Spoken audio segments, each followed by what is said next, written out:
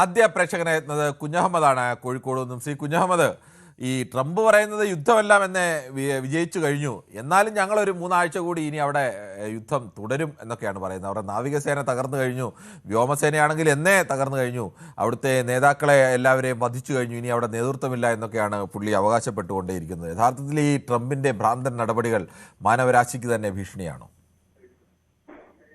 നമസ്കാരം സാറേ. നമസ്കാരമുണ്ട്. ഈ ഇലക്ഷന്റെ മൂർജയ്ക്കത്തിൽ ഈ വിഷയം ചർച്ചക്കെടുത്ത താങ്കളുടെ ചാനലിനെ ഞാൻ ആദ്യമായിട്ട് അഭിവാദ്യം ചെയ്യാം. കാരണം മാനവരാശിക്ക് ഇത്രയും വലിയൊരു ഭീഷണിയുള്ള കാലം മുമ്പ് ഉണ്ടായിട്ടില്ല. ഇപ്പൊ കോഴിക്കോട് തന്നെ ജില്ലയിൽ തന്നെ നിരവധി ഹോട്ടലുകൾ പൂട്ടി, 100 കണക്കിന് തൊഴിലാളികൾക്ക് ജോലി നഷ്ടമായി. ഈ രാഷ്ട്രീയ പാർട്ടികളെല്ലാം ഇതെല്ലാം ചർച്ചക്കെടുക്കണമെന്നാണ് എനിക്ക് പറയാനുള്ളത്. എല്ലാവരും ഇപ്പൊ തെരഞ്ഞെടുപ്പിന്റെ ഗോതയിലാണ്. ജനങ്ങളെ മൊത്തം ബാധിക്കുന്ന പ്രശ്നം ഇത്. കണ്ടില്ലേ നിങ്ങൾ? ട്രംപ് ഒന്നൊന്നും മാറ്റി പറഞ്ഞുകൊണ്ടിരിക്കുക. ഇന്ന് പറയുന്നല്ല ട്രംപ് നാളെ പറയുന്നത്, നാളെ പറയുന്നല്ല മറ്റന്നാൾ പറയുന്നത്.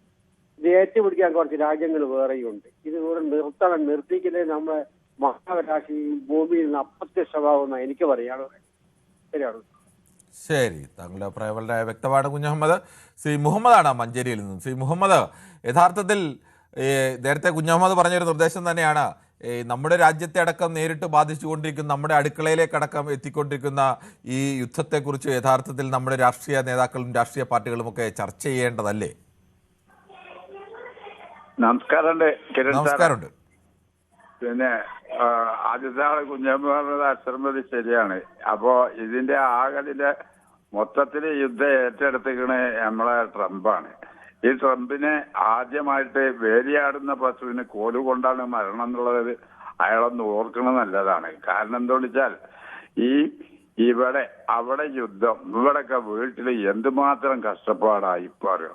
അത് ബുക്ക് ചെയ്യാൻ കിട്ടുമെന്ന് പറഞ്ഞു, പത്രത്തിൽ കൊടുക്കുമെന്ന് പറഞ്ഞു, ഗ്യാസ് ഇവിടെ കിട്ടണില്ല,